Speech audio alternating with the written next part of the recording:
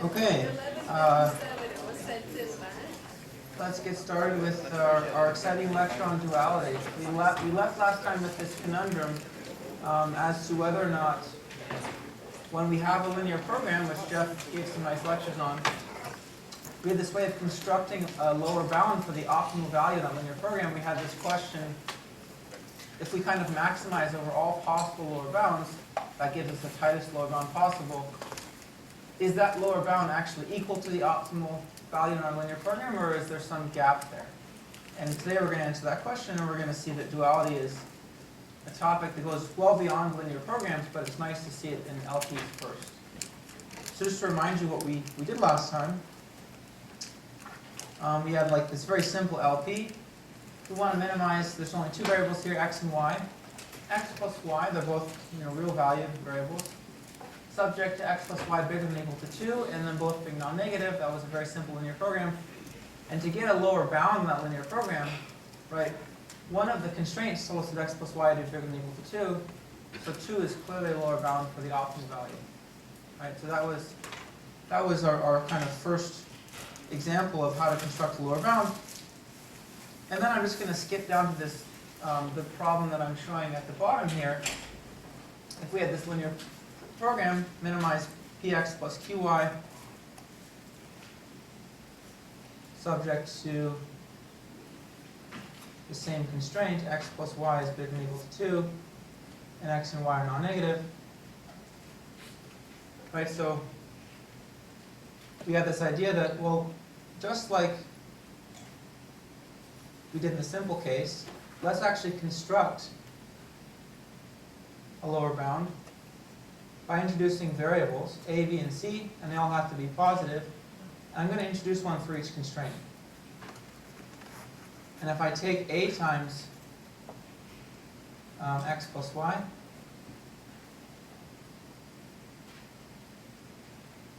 well, that's going to be bigger than or equal to a times 2a, right, just from this top constraint. And if I take b times x and c times y, then I can add zeros here, but it doesn't really matter, right, because the right-hand side here is 0. So this is true for any a, b, and c that are positive. I just generated a new constraint from my set of linear constraints. And then if I gather terms, I get a plus b times x plus a plus c times y is bigger than or equal to 2a. And if I happen to choose a and b so that this is p, and a plus c so that this is q, then I've just constructed a lower bound for my objective function. Namely, it's 2a, where a, b, and c are any variables such that they're all non-negative, and a plus b is p, and a plus c is q. Any questions about that?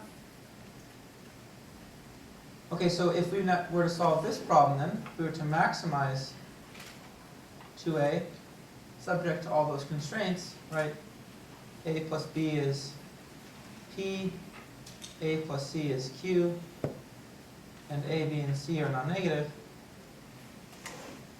And that would give us the largest lower bound possible from this prescription for generating lower bounds. Oh, thank you. Let me try. A little better? Okay.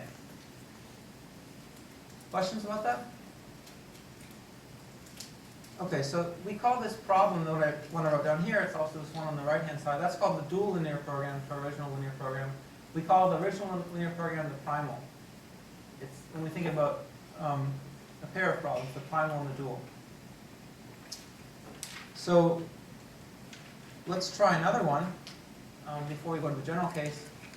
I want to try one more problem where there's actually an equality constraint and a less than equal to, just rather than just all greater than or equal to constraints. Okay, so the problem here is the same. It's minimize px plus qy, the same criterion, but now I have x is non-negative, I have y is less than or equal to 1, and I have 3x plus y equals 2. Okay, so I'm going to do the same thing. I'm going to introduce variables for each of these different constraints. A, B and C, I'm going to actually rewrite this constraint so that it's of the form minus y is bigger than or equal to minus 1, just to make everything on the same, have the same sign. Okay, so I'm going to restrict a and b to be positive, because if I take a positive multiple of this constraint, it's not going to flip the sign. Same here. Here I have no restrictions on c, right? Because I can actually multiply this equation by any c, positive or negative, and it'll still hold. So I don't have any non-negativity constraints on c. So then I'm going to say a times x is bigger than or equal to, there's just a 0 there, minus b times y, right? It's plus b times negative y. And here I have to put a minus b, right? Because that's b times negative 1. And I'm adding c times 3x plus y minus 2.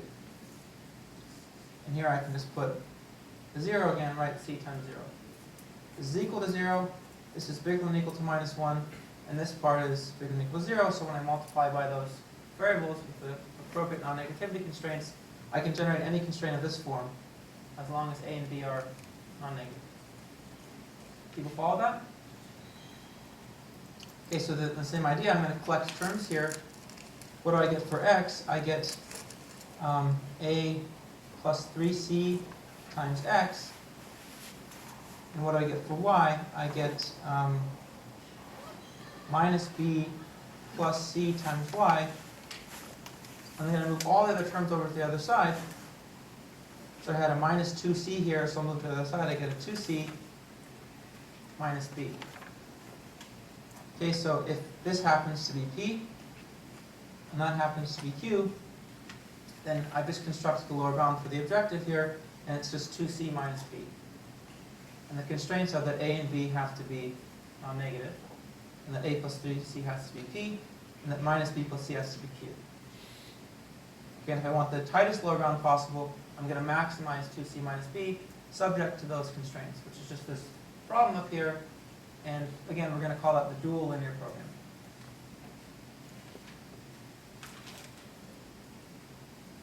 So here's what it looks like in general form. It's helpful to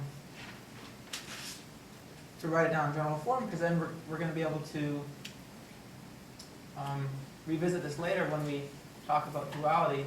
It's also helpful to have a general form so we know what it looks like generally. That was kind of an obvious point. But, okay, so what's the general form linear program? Jeff had a standard LP and inequality form LP. Here I just wanted to actually write it like this, because when we talk about convex problems in general, we're going to have some equality constraints and some inequality constraints. So even though this is not necessarily one of the two kind of forms you learned, I wanted to write it like this just for the sake of what comes on in the future of this lecture. So we have minimize C transpose X, so C is just some vector, X is our optimization variable here. Now it's an Rn. It's no longer just one, a single univariate real valued variable.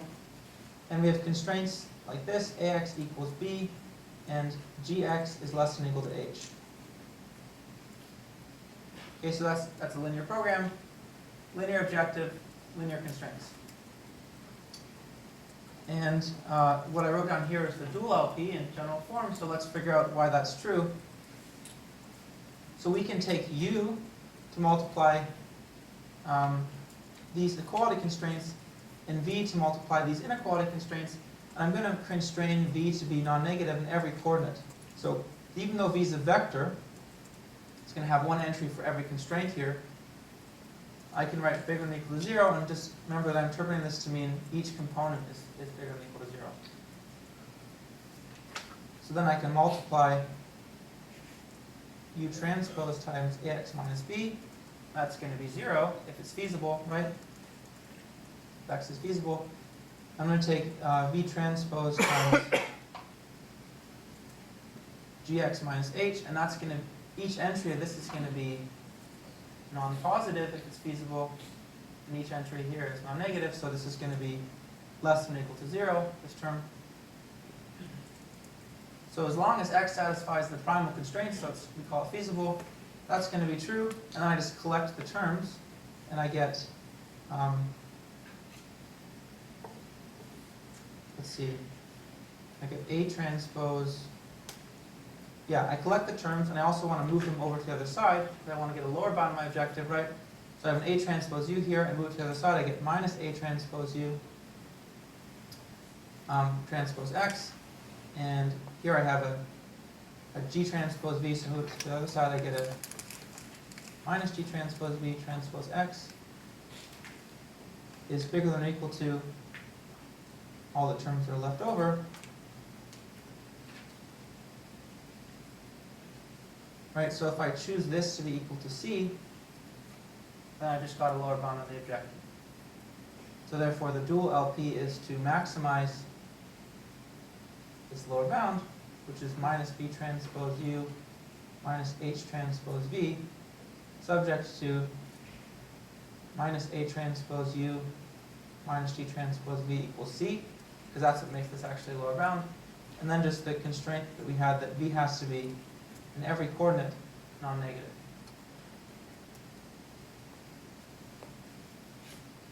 Okay, so here's a really nice example of duality in linear programs. I think people might have heard of this in other classes. How many people have heard of max flow and min cut, or just at least one of those problems in another class? Okay.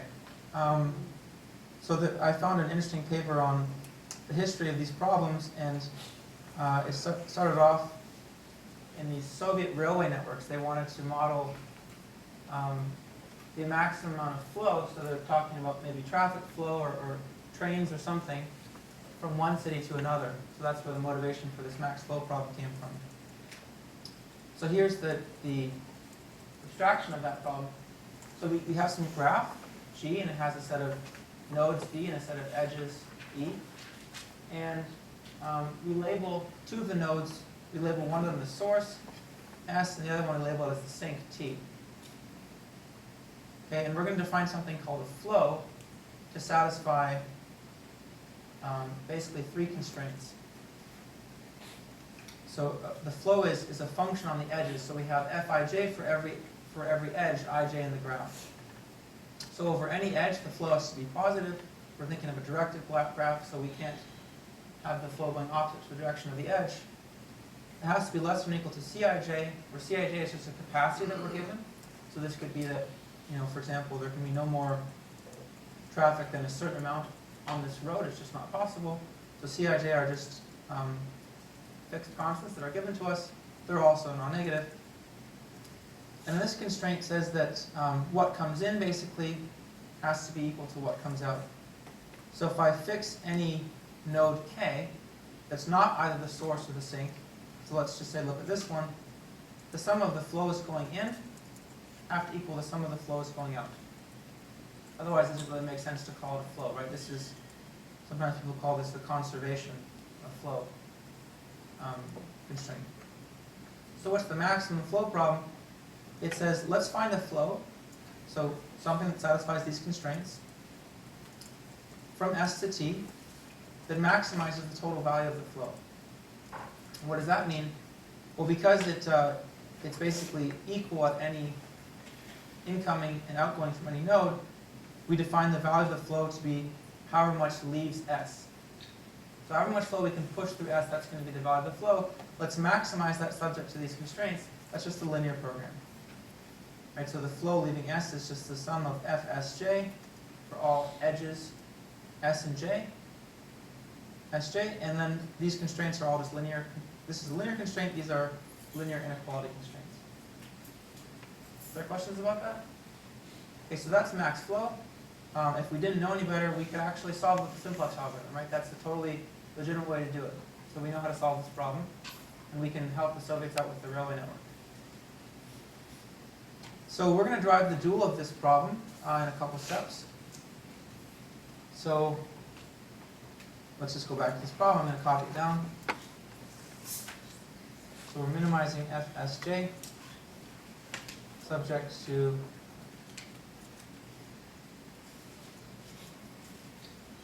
these constraints. Fik has to equal to Fkj. Max flow, thank you, not min flow.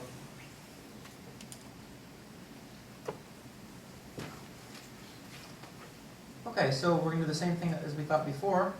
We're going to put some variables aij on this constraint, bij on this constraint, and I'm going to flip it around.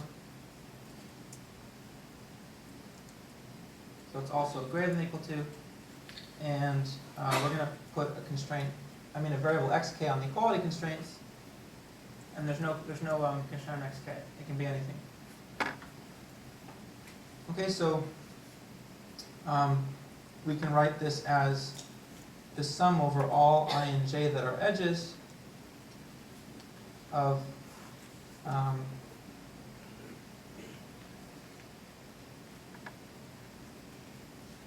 over all aij times fij, minus cij times fij plus the sum over all k that are interior nodes. So this is k not equal to s and not equal to t of xk times fik minus fkj. And from what we've constructed, that's going to be bigger than or equal to 0. Okay, I can also just flip the signs here. Oh, sorry. This should be nobody correct me, but I'm sure everyone's thinking that. I should have written like that. Okay, so I can just flip the sign here. I can flip these signs. And xk, I don't have to flip its sign because I could have just put minus xk here. Right? It doesn't matter. Okay. Question? So we choose xk to be minus infinity. I'm sorry, yes, speak a little louder. Can't we choose xk to be minus infinity? Minus infinity. Because there is no constraint. There's no constraint on it, you said? Xk. Yeah, that's true. I mean, we would get a lower bound for that, but that would probably be a pretty bad lower bound. So we're going to see that, there's no constraint on xk, but we want to basically construct a lower bound for the objective, and it's going to be in terms of a, b, and x. So we're going to have some problem. The dual problem is going to maximize that lower bound. Within the realm of that maximization, we could take xk to be smaller and smaller. And there's no constraint there. But yeah, we don't know. We can't tell yet what kind of lower bound that's going to lead to. Are you saying the opposite because you put the sign, or do you mean to say that we're trying to construct an upper bound? Sorry. We're trying to construct here, thank you for correcting me, an upper bound on our objective, right? Because we had it's just kind of the exact opposite of what we did before, but it's the same logic. We had a maximization problem. Now we want to construct an upper bound on our objective. So we're going to get a dual problem. And for any a, b, and c that satisfy those constraints, we're going to get an upper bound, and we're going to minimize that upper bound to get the tightest gap between our prime and our dual problem. Thanks for correcting that. I meant to make that point. Other questions? Okay, so we're going to rearrange this. So it's of the form, this form, right, it's going to be some multiples of some variables. So I'm going to call it mij, and it's a function of a, b, and x, times fij is less than or equal to bij times cij, and when we sum those up. And then we're basically going to want to choose these mij's to be equal to just 1 when we have an edge like this, and 0 otherwise, and we're going to get exactly exactly our criterion here. So we're going to get an upper bound for our criterion from the dual problem. Okay, so let's just go through that. Let's collect the terms. So what do we have multiplying fij? So let's break it up into a bunch of different cases. Let's look at just the edges of the form s and j. Okay, so from here, right, I get a minus asj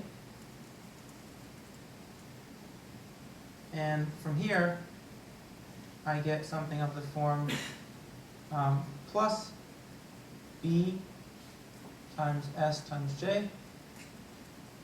Right, and from here, let's see, I can't get a multiplier on an edge of the form sj from this term, because remember this is fkj for k in interior node, so I can only get it from this term. So here I have, this could end up being jk, for example, so then I have a plus xj, so I have it's this whole term times fsj in the objective. So that's the term, right? And we said that we want this to be equal to 1. Okay, so we want this equal to 1. Okay, and what about the terms of the form I comma t? So just some edge times t. So by the same logic, right, we're going to get a minus a times I times t and a plus b times I times t. And now, let's see, we can't get it from this term because k has to be not equal to s or t, but we can get it from this term, right? So we could get,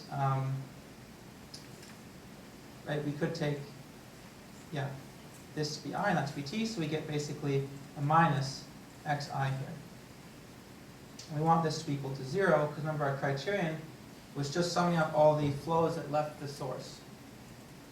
Okay, and then in the general case where we have I and j aren't the source of the sink, the multipliers look like this. It looks like minus aij plus bij, and we're going to get, both of these terms are going to contribute because I and j are both on interior nodes. And that's going to be the multiplier, and we want that equal to 0. Okay, so we're doing the same thing as we do in all the examples previous.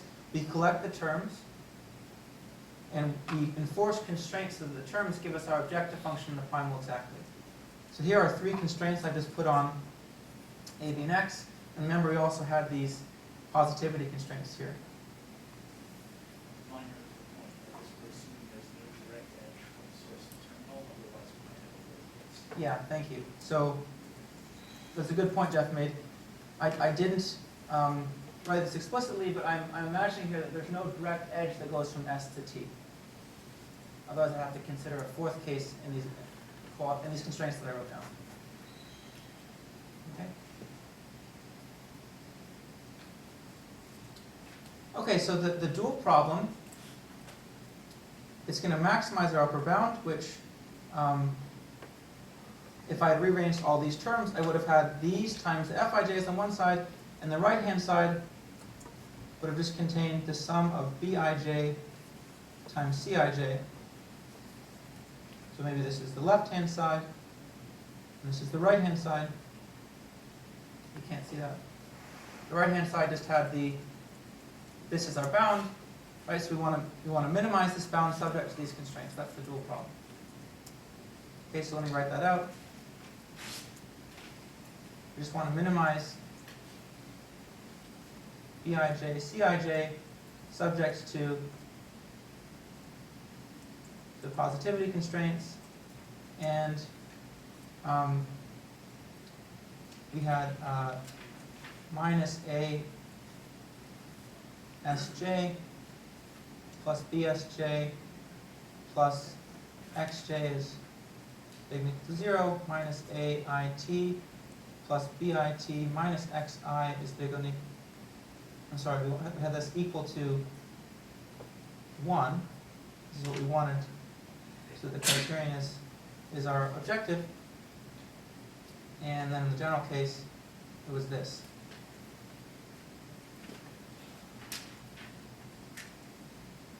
Okay, so this is our dual problem. And if we solve this problem, then we get the tightest upper bound possible on the primal criterion. So we're going to just do one thing, which is that we're going to actually eliminate the variable a from this problem. Right? How do we do that? We can move a to the other side on all of these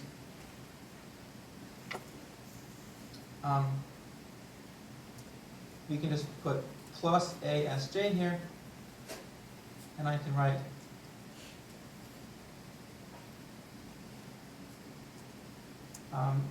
plus AIT here, and here I can write plus AIJ. And look, this tells us that, well, AIJ has to be non-negative, and we have to have all of these equality constraints. So what does that remind you of in terms of linear programs? We have a name for that. Just a slack variable, right? So I can, this is an equality, so I can just change these all to inequalities. Okay, so I have big one equal to 1, and these last two big one equal to 0. Okay, and then I'm just going to get rid of A completely. So we basically just solved out for A in our dual problem. So now we have a dual problem with a set of variables fewer. And I can simplify these constraints actually by just defining xs to be equal to 1 and xt to be equal to 0. And then I can write all of these constraints as just bij plus xj minus xi is non-negative for all ij. Okay, because basically here I have an s, but I defined right xs to be 1, so I can go to the other side, I get a minus 1 exactly. Here I don't have a t, but it was 0, and here that's just the case when I and j are not the source and sink. Okay, so here's our dual problem. It's minimized this, subject to b is non-negative, and this is our succinct constraint here. You have a question? Is there any constraint on xi and xj? There's not. There's not, right? Because x was the multiplier. Let's just go back to this big arrow here. X was the multiplier on this equality constraint. Right? So it didn't have to be positive or negative or anything. It could have been anything. Okay, so if you look at this problem I wrote down, or probably it's a little more clear if you look down the slide here, you'll see this looks a lot like the second word in the title of the original slide, min-cut. Right, so we've actually derived a problem that looks really similar to min-cut. Okay, so why is that? Let's just suppose that at the solution, it just so happened, magically, that all xi were in 0 and 1.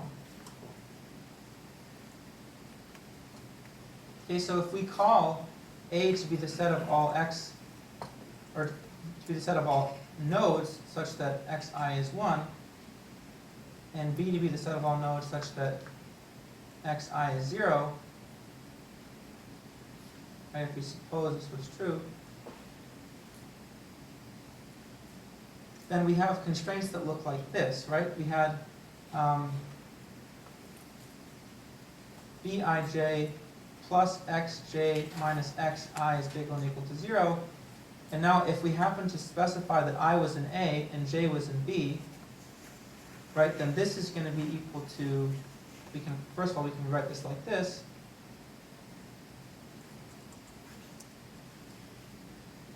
Xi minus xj. Right, and if I had I and A and j and B, then this is just 1. So bij is a variable over the edges, and we can think about it like an indicator variable, right, that indicates when I go across an edge from A to B. A to B. Okay, so if I didn't have, if I and j, if this constraint didn't hold, so if I had I and j such that, for example, well, I'll just write it as not I and A and J and B. So if I had any edge that didn't go across from A to B, then this is going to be 0 or negative, right, by definition of A and B. And if I'm minimizing Bij times Cij, and Bij is non-negative, and Cij is non-negative, right, then I might as well make Bij equal to 0. Because, so the constraint on it is going to be at most 0, right? And to make the dual criterion as small as possible, I might as well set Bij equal to 0. There's no reason to take it bigger than that. So actually, Bij is exactly the indicator that we go across the set from A to B. So if we think about our our graph again, I've just split up the graph into two sets, A and B. Right, one of them has S and one of them has T because we defined XS to be 1 and XT to be 0, and we have some edges going across this cut.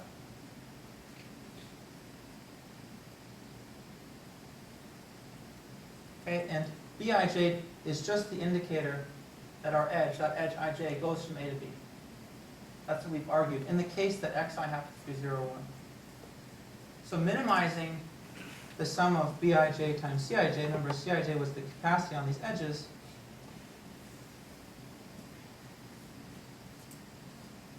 that's exactly trying to choose these sets A and B that minimize the capacity of this cut. If we, for example, constrain x to be in the set 0, 1, so either 0, 1. So the dual problem we can see is actually kind of like a linear program relaxation of the min-cut problem. Okay, so the min-cut problem is not convex because the variables are xi are constrained to be either 0 or 1, but our dual problem we wrote down is a relaxation of that where instead of xi and xj having to be in 0, 1, we just allow them to be any real valued variables. Okay, so what do we know so far? We know the sequence of inequalities. We know that actually the capacity of the min-cut is smaller than or equal to the optimal value from our LP relaxed min-cut by duality, right? Because that first less than or equal to, that's just by definition of our dual problem, right? We constructed an upper bound, we minimized overall possible upper bounds, it's still going to be an upper bound. So that's why that first inequality holds. Why does the second inequality hold? I'm sorry, I said that, I probably confused you. This right here is because of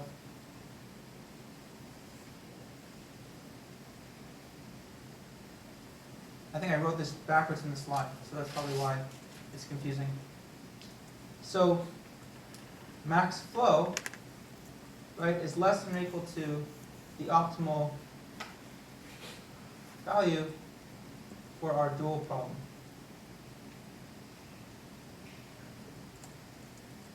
Right, because we constructed it so that we get an upper bound for any dual feasible points, and then we minimized over all dual feasible points, so it's still going to be upper bound. This is going to be less than or equal to the min-cut. Why? Because this is allowed to search over all x that are real valued, and this is constraints x between 0 and 1.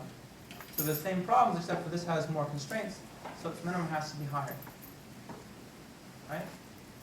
So this is what we know so far. Disregard the slide. I had both inequalities backwards in the order of the problems backwards, but this is what we know so far. And now this famous theorem called the max-flow min-cut theorem that says that actually these two are equal. The max flow and the min-cut are exactly equal for any graph. Okay, so that's a famous theorem that was proved around the time that people started thinking about these algorithms for max flow and min-cut. So what does that mean for us? Well, it's interesting, but it also means that all of these are equalities. So in particular, it means that this one's an equality, and it means that our primal optimal value is equal to our dual optimal value. Okay, so this is the first example of something that wasn't maybe a trivial problem that actually achieved a yes for this question I asked last time, which is that one of the primal and dual optima equal. So for this pretty complicated problem, thanks to this theorem that we know is true, the max flow min-cut theorem, the primal optimal value and the dual optimal value are just exactly equal. Okay, so this is something that we call strong duality, and we're going to call weak duality the case where actually there's a gap between the primal and dual optimal values. So even though we've done our best possible job, in this case we're constructing upper bounds, we're doing our best possible job by minimizing all overall upper bounds.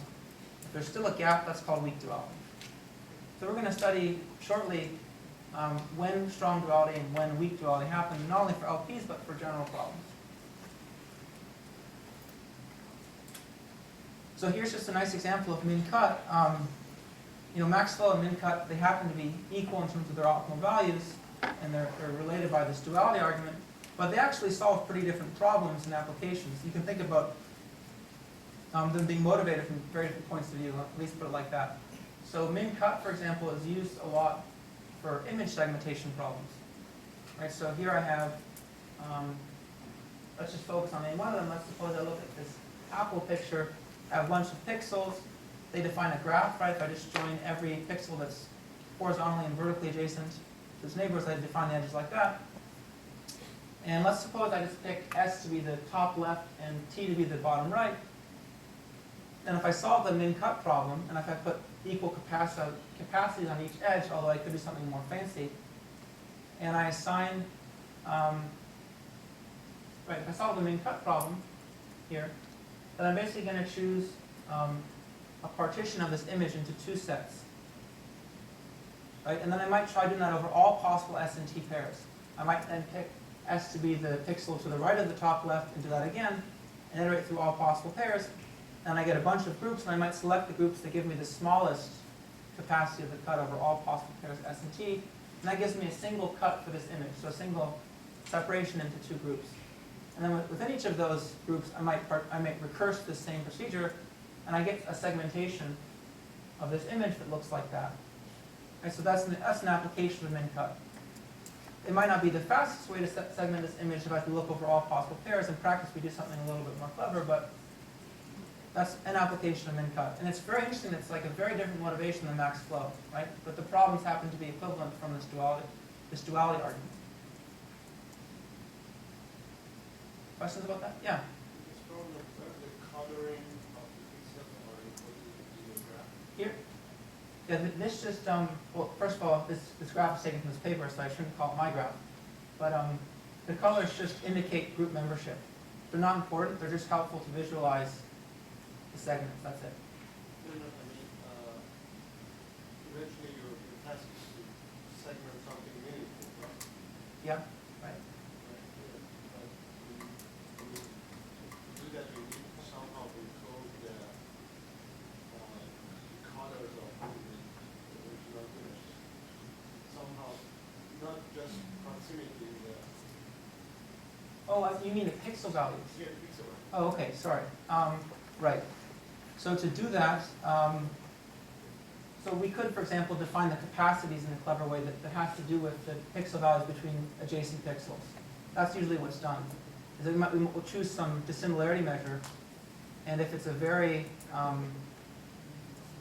if the pixels between neighboring pixels over an edge are very similar, then the capacity will be very small, so we're very unlikely to make the cut there. Or it will be very big, so we'll be very unlikely to make the cut there. That'll be like a heuristic explanation of how they come into play. Good question. So more, I think what they would typically do is run an edge detector over the image and make capacities based on the output of the edge detector. And then also, for example, texture similarity between, right, so you might say, you know, even if you have an edge, if there's texture similarity or color similarity between the two sides of the edge, that's less likely to happen.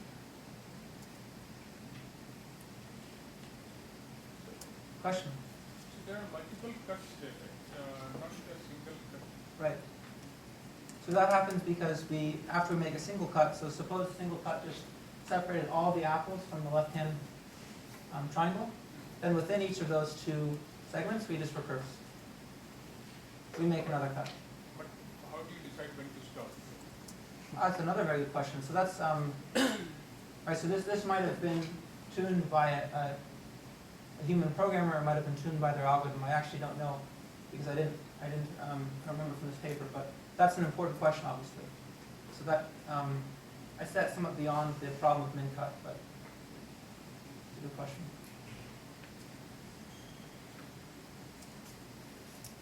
Okay, so we're going to revisit the LP duality idea, but with a different perspective. Because the basic idea was that we take our constraints, we add them together, and we multiply them by some variables to add them together, and then we get the criterion. And that gives us the bound, right? But for nonlinear programs, we can't hope to do that. Right? If, for example, if the criterion was quadratic and we had linear constraints, we can't take any multiple of the constraints that's going to give us the criterion. So that, it seems like if we just stuck with that perspective, then that's the end of duality. But there's actually, duality does extend to general complex problems, and to see that we're going to have to look at LP duality in a slightly different light. All right, so here's the primal dual problems, and I'm going to show now a way to get the dual problem with a different argument. Okay, so here's the second explanation. So I have the same linear program, C transpose X, subject to AX equals B, and GX is less than or equal to H. And I'm going to put variables U and V here, and I'm going to restrict V to be non-negative. Okay, so if I take C transpose X, and I add to C transpose X U transpose times AX minus B plus V transpose times GX minus H, then this inequality is going to hold for any X that's feasible.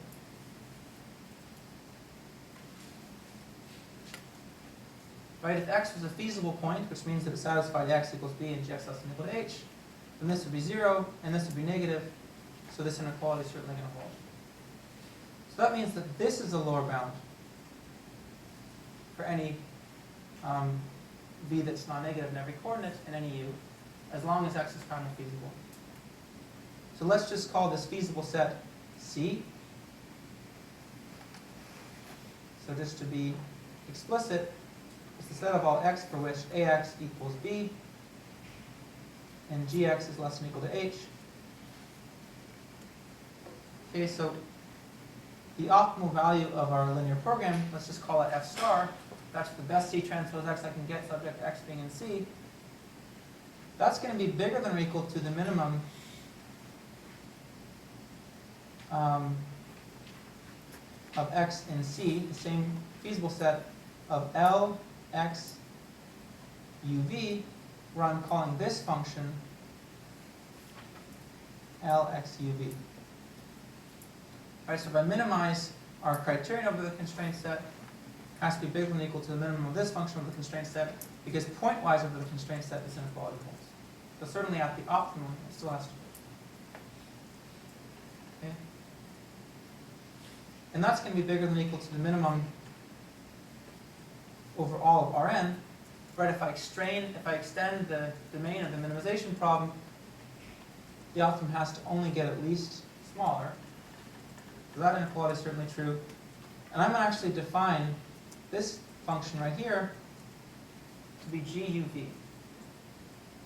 Okay, so this is a function only of U and V because we've minimized out X. So I'm going to call this GUV. So what we've just shown is that this is true for any U and V that's non-negative in each component. Okay, so that's another way of looking at it. What's this GUV? Well, it turns out it's exactly the criterion of our dual problem.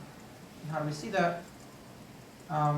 So let's look at its definition. GUV is equal to the minimum over all X of C transpose X plus U transpose AX minus B plus V transpose GX minus H. So let's just collect some terms. What's the multiplier on X? It's A transpose U plus G transpose V plus C transpose X. And the leftover terms are minus V transpose U minus H transpose V. So if I'm minimizing this linear function over X, right, if this is non-zero in any component, I can just drive X to be in the opposite direction of that component, and I make this whole thing equal to minus infinity. Right, so this has no minimum unless this entire term is 0 in every component. If it's not, then the minimum is at minus infinity. So GUV, we can write it in cases, it's equal to minus B transpose U minus H transpose V if A transpose U plus G transpose V plus C is 0, and otherwise it's minus infinity. Okay, so we can think about this just like an indicator function, we've defined indicator functions beforehand, it's equal to this subject to this constraint. Otherwise it's at minus infinity. Okay, so now if we're going to maximize this lower bound, maximize GUV, subject to v being non-negative, that's our dual problem. So even if this is minus infinity, but we have relaxed it because initially we said that x belongs to C. Yeah, that's right. But so we're constructing in this case a lower bound in our objective, right? So the lower bound is trivial if it's at minus infinity. So we would never choose u and v that didn't satisfy this inequality because it would give us no lower bound. So this problem, what we just argued, is the same as maximizing minus b transpose u minus h transpose v, subject to a transpose u plus g transpose v plus c equals 0, and v being non-negative. Right? And that's exactly the duality we derived before. It's the same thing. So here's a different perspective. Turns out this one actually carries through to general problems, so we're going to stick with this one from now on. Questions about that? Yeah. It allows us to do this minimization explicitly. Right? If we didn't have this, that was a good question. What was the question? The question was, let's look at this step right here. Why did I make this inequality here? Why did I just define GUV to be this exactly? Then it would still be a lower bound, right? Why did I actually allow x to be in all over n? And the answer is because if we didn't do that, then we actually, in almost every case, wouldn't be able to actually solve for GUV explicitly. If I had this constraint set here still, it would just be another linear program. And we don't know how to write down the minimum of that linear program explicitly unless it's a very, very simple linear program. So for most problems, right, I could define the dual function to be exactly this minimum, so it's a function of u and v, but I could never write down the closed form unless I was very lucky. And in a lot of other problems, if I extend the domain of the minimization problem to all of Rn, I can actually get something in closed form, so I can actually write down the dual problem in closed form. It's a good question. Isn't it also that if x is not in C, the L of x will be negative? So that the two terms are No, so they're not always equivalent. That's where the duality gap comes from in part. But by convention, yeah, if C is defined as the physical set of AX and yeah, I think maybe we're just confusing notation here. Because I'm not defining L to be minus infinity when x is not in C. L is just a function, right? A function of x, u, and v. And it takes arguments u and v such that v is positive in every coordinate, but it could take x to be in anything. And if x is not in C, it's not necessarily minus infinity. Right, I can, for example, this is L right here. For this problem, this was L, right? So what was my constraint set here? If I took x to be just outside that constraint set, this is going to take a finite value. Right, if ax was equal to b plus epsilon not equal to b, this is not going to go to minus infinity, it's just, this term's just not 0. These are all good questions.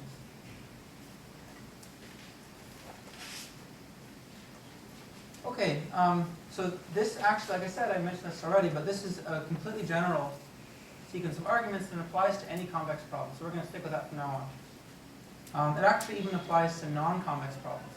And we're going to talk just briefly in this lecture about that case also. In fact, in the general case, we're not going to think about convexity, we're just going to think about minimization problems. And then when I want to be very particular about when we need convexity, I'll make that clear. So here's an outline for the rest of today. We've basically seen all of these definitions in the linear program case, but we're just going to define them in the general case. The Lagrange dual function and the Lagrange dual problem. We're going to go through some examples. and then I'm going to talk about weak and strong duality.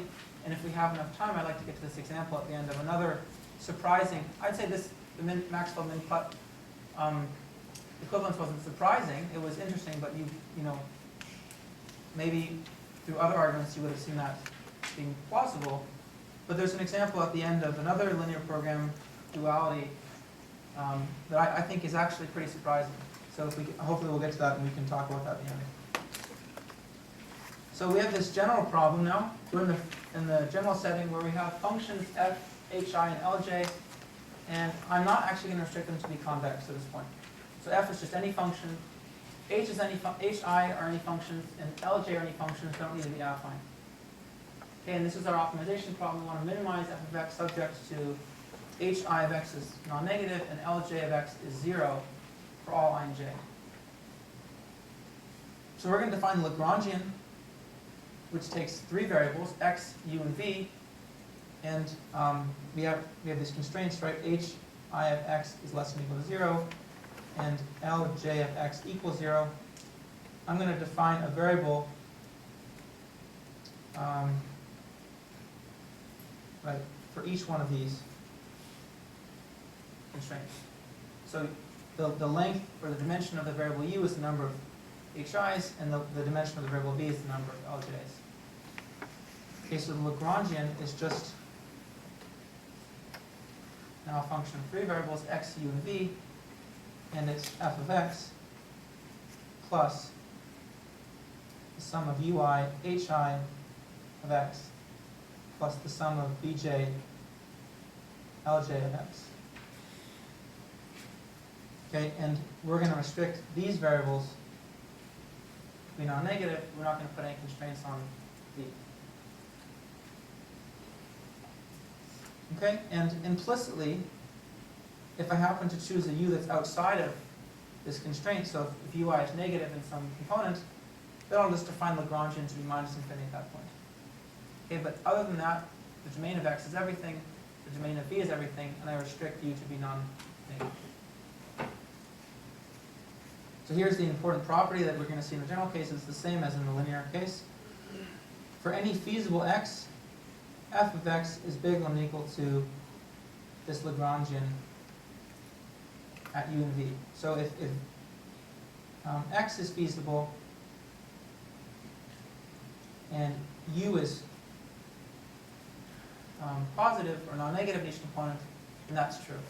Right? And why is that true? Well, if x is feasible, then each of these is less than or equal to 0, and each of these is equal to 0. So as long as ui is non-negative, I get that L x u v is less than or equal to plus u f of x. Okay, so that's true pointwise. Actually, it has some pretty non-trivial implications. This looks like a very trivial sequence of inequalities, but from the point of view of pictures, I'm not sure how well you can see this. Maybe I can zoom in a bit. You can actually construct some lower bounds just from this property that from the point of view of pictures look non-trivial. So here I have a non-convex problem, and my criterion is this solid line here. This is my f. It's the function of one variable. It's this solid line. And this dashed line here is my h, and I have no equality constraints. So h has to be less than or equal to 0, so that actually constrains our optimization variable x to be about between minus 0.5 and 0.5.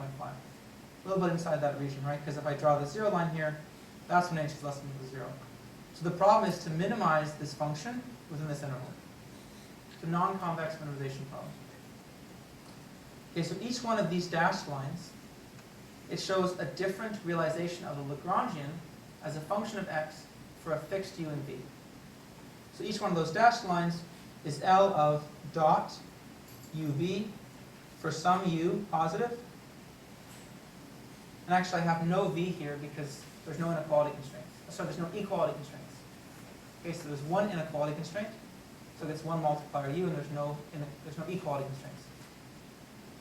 And I'm plotting each one of these functions, so I can just actually probably get rid of the v, for different values of u that are non-negative. And you can see they all give lower bounds on the function pointwise over this interval. But when we go outside the feasible region, they're not lower bounds on f. Okay? They're not necessarily larger than or equal to f. That just happens to be the case in this picture. We have no guarantees here about that function lower bounding f outside of the feasible region. So this is what Lagrangian looks like. You can think about like taking cross sections over U of that two-variable function. Questions?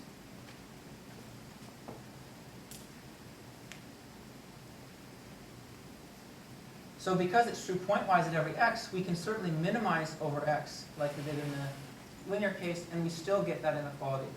So again, it's the same sequence of pretty simple arguments. F star is bigger than or equal to the minimum over all feasible x. So C is the feasible set of Lagrangian, as long as I have u and u that's non-negative in V. And this is bigger than or equal to, in turn, if I relax the domain of minimization to be all of Rn, there's no constraint anymore of L of x uv. And if I define this to be GUV, I'm going to call this the dual function. The dual function provides the lower bound on f star, the primal optimal value, the optimal value of the objective, for any u and v such that u is positive in each component and v can be anything. Okay? So if we go back to this previous example, it looks like actually for all u, we're getting exactly at the minimum here. Well, that's just because the scale is not made fine enough. So if we actually zoom in on the scale, this is the dual function here. Okay, it's this, it looks like it's piecewise linear, but it's actually not. It has a bit of curvature. And this lambda is just our u. I took this picture from our book, the Boyd and Vandenberg complex optimization book. So this is actually u. So as I vary u, I get lower bounds on the objective. On the primal objective, optimal objective value, that's this dashed horizontal line. They're all lower bounds, right? And what we're going to want to do in the next page, which is Boyd in the linear case, is we're going to want to maximize this lower bound. So we're going to want to pick this one. Okay, so that's exactly the Lagrange dual problem. Right, so we're going to want to maximize over all u that's positive in each coordinate GUV.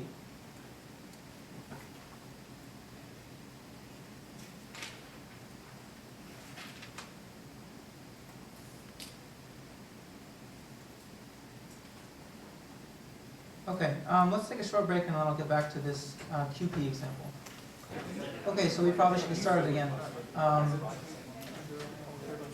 So Jeff made a good point, which I'll just bring up in passing because I do want to get through the rest of most we can of the lecture. But I said that this this max flow problem, initially some of the Soviet engineers studied this in terms of like railway flow or railway networks, and Jeff made this kind of funny comment saying, well, say the U.S. intelligence might want to solve the min-cut version of this problem.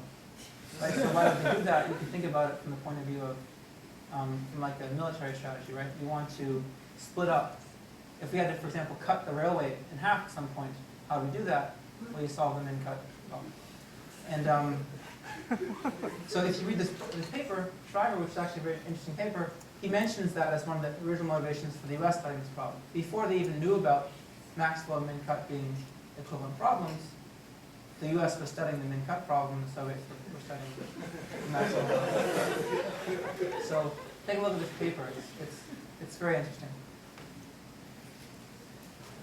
Okay, so I'm going to give an example of what the Lagrange dual function looks like for a quadratic program. We haven't learned that yet. That's going to be coming up next, but it's basically a linear program, but the objective is quadratic instead of linear. So it's very similar to what we've learned so far. So here's an example of a quadratic program. Minimize 1/2 x transpose qx, subject to, and I'm going to put ax equals b and x being non-negative. And this half is because when I take the gradient with respect to x, I just want it to have no factors of 2. So I'm making q here to be positive definite.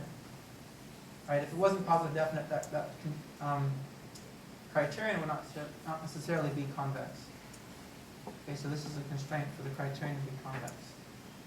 Actually, strictly convex. C transpose X. Thanks. I also have a linear term here. Okay, so let's just go through the steps here, because it's helpful to see this several times before you get comfortable with deriving dual functions. So the Lagrangian is a function of 3 variables. Now I'll put this, I'll put u constraints on my x bigger than or equal to 0, and I'll put v constraints on my set of equality constraints. Okay, and it's equal to the criterion minus u transpose x, because I wrote that as minus x is less than or equal to 0, right, and multiplied by a positive u in each component, plus v transpose ax minus b. So if I minimize this, well, let's just actually first let's just lump some terms together. So what are the terms on x? I get c minus u plus a transpose b transpose x minus b transpose b. Okay, so what's the Lagrange dual function? It comes from minimizing this over all x, any x in Rn. So we can do that explicitly, right? Because it's a quadratic. We can take the gradient and set it equal to 0. I always remember what it is in the univariate case. It's just minus b over 2a. Right? If you have ax squared plus bx plus c, the minimum comes at minus b over 2a. So in matrix form, that's like minus a inverse times b over 2. So let's just do that. So we get that the minimum comes at x equals minus q inverse times b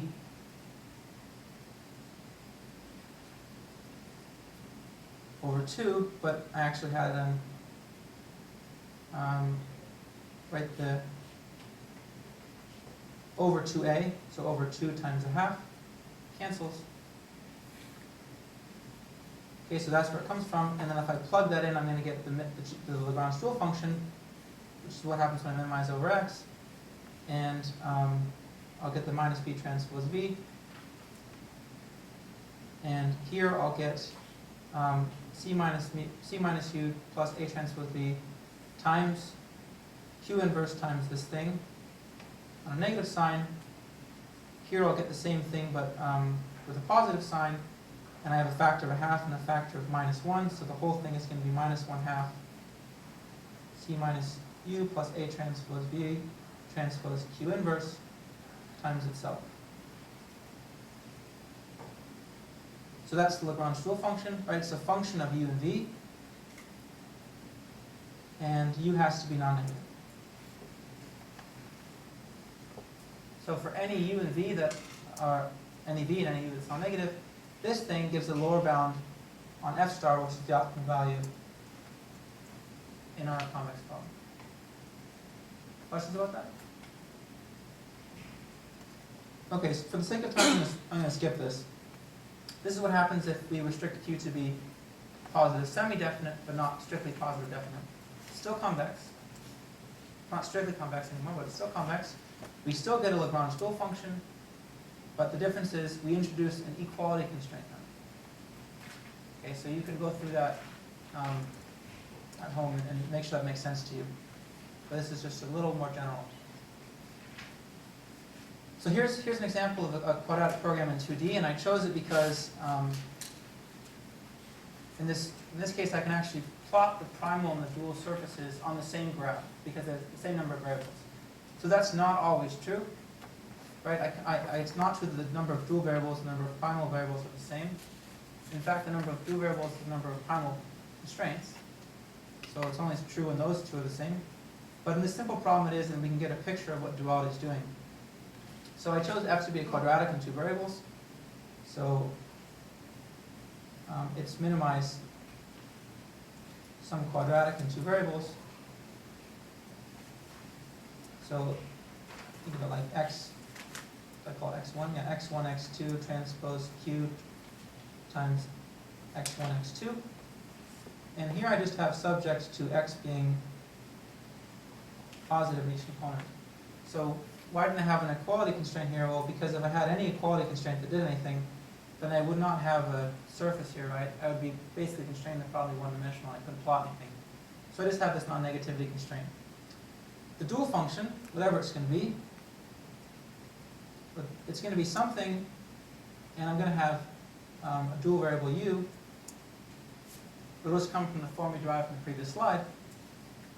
And I have two u's also. And they both have to be positive also, so I can put them on the same graph. That's why I chose this.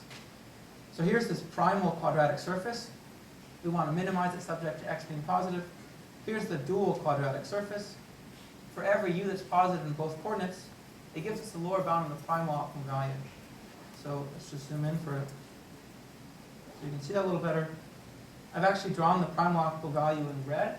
So that's the lowest that the quadratic can be, subject to x1 and x2 being positive. So that's x1, the other axis is x2. For any u that's positive, this dual function is also quadratic, and it gives us this lower bound.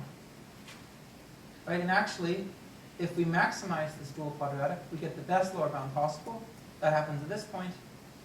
And actually, you can see that the values of the primal and dual objectives are exactly the same there. They don't occur at the same point. Right? This dual quadratic does not necessarily touch the primal quadratic at the same point, but the value is the same of the quadratics.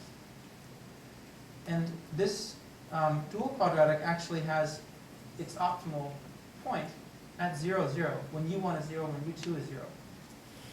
Can anybody guess why that's true?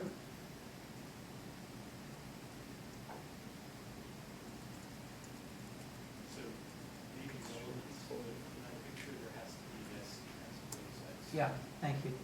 You're right. So that's not relevant, but that's a good point. So you'll be able to answer that question very quickly off the top of your head after we learn next lecture. Basically, it comes from, did you have a guess? Because x is greater than 0? Yeah, it comes from complementary slackness. Because x is, if you look at the optimal x, it lies interior to the constraint set. x1 is positive and x2 is positive at the optimum. That forces, at the optimum, the dual variable u to be 0 in both coordinates. So that's going to, like I said, that's going to become a very natural thing to see once we learn complementary slackness and the KKT conditions in the next lecture. But I just wanted to point that out. Okay, so we only have a little bit of time left. Turns out it took longer to talk about duality than I thought. But we're just going to go through as much as we can. I've said all this already. Lagrange dual problem is basically just maximizing the Lagrange dual function subject to the dual constraints. That gives us the best lower bound possible. If we call this maximum value G star, then we know that F star is bigger than or equal to G star, right? Because by construction that was true. It was true for any u and v, so certainly it's going to be true at the maximum. So this is called weak duality, the fact that F star is bigger than or equal to G star. This always holds even if the primal problem is non-convex. Okay, so if you go back to our arguments, there's nothing about convexity here that made that true. It was just true by construction. So if we could derive the dual problem for non-convex problems, we still get this lower bound. Here's a key property that makes the dual something very interesting and an object that we really want to study. The dual problem is always a convex optimization problem. Even when the primal problem is not convex, the dual problem is always a convex optimization problem. And as I've written it, right, max GUV subject to u being equal to 0, what I'm saying is that this is always a concave function. Right, if I'm maximizing something, it better be concave. So why is that true? It's, again, another very simple argument. It seems like all of duality comes from these very simple arguments that lead to kind of interesting consequences. So if we look at the dual function, right, it's just this. It's the minimum for all x of the original primal criterion plus ui times hi plus bi times lj. This is the Lagrangian. And I can write this as minus the maximum of minus all the stuff inside. Okay? And as a function of u and v, the function of u and v, the stuff inside is convex. In fact, it's just affine in UV, right? So if I take the pointwise maximum of convex functions over UV, that thing's definitely convex. That's something we learned from the, the operations that preserve convexity in the second lecture or something. So we take the negative of that thing's concave. Okay, so the dual function's always concave, no matter how ugly the primal function was. The dual function is always concave, so we're going to call the dual problem a convex optimization problem, even though it's a concave function. So in principle, if we could always derive the dual, we can solve any problem, right? Or we could get a lower bound for any the solution of any problem because it's convex, so that you can solve it, hopefully, in one way or another. But we can't always derive the dual function explicitly for arbitrary problems, and we're going to see, I guess, next time at this point, that there might be a gap between the dual optimum and the problem optimum in the case of non-convex problems. So I'll get to that next time because I ran out of time, but we'll pick up then on this topic.